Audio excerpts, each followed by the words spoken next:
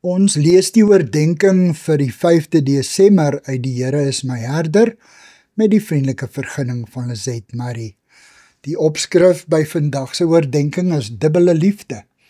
Ons teksvers kom uit Lukas 2, vers 51 en 52. Daar staan, hy het toe saam met hulle na Nasaret toe gegaan, en hy was aan hulle onderdanig. Sy moeder het al hierdie dinge in haar hart bewaar, en Jesus het verstandelik en liggaamlik gegroei en in guns by God en die mense toegeneem. Jesus was mens en God.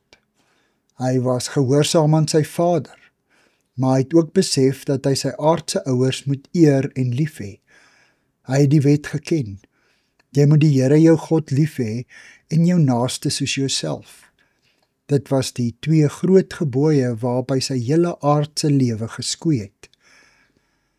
Jesus se bediening van slegs 3 jaar het uit die praktiese uitlewing van die liefdesgebod bestaan. Hy het siekes op die Sabbat genees, met 'n Samaritaanse vrou gepraat, toegelaat dat 'n vrou sy voete met geurende olie uit 'n duur albaste fles salf.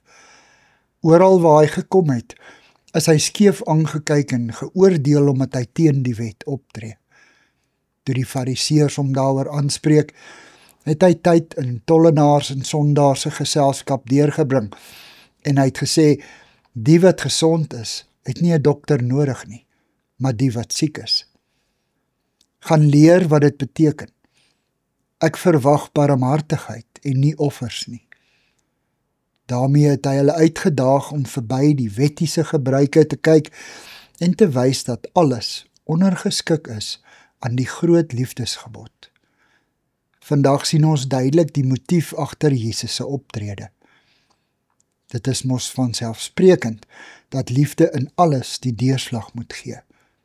En tog, wanneer dit in die praktyk kom, kom die liefde ook by ons dikwels tweede. Here, gee my Jesus se dubbele liefde. Amen.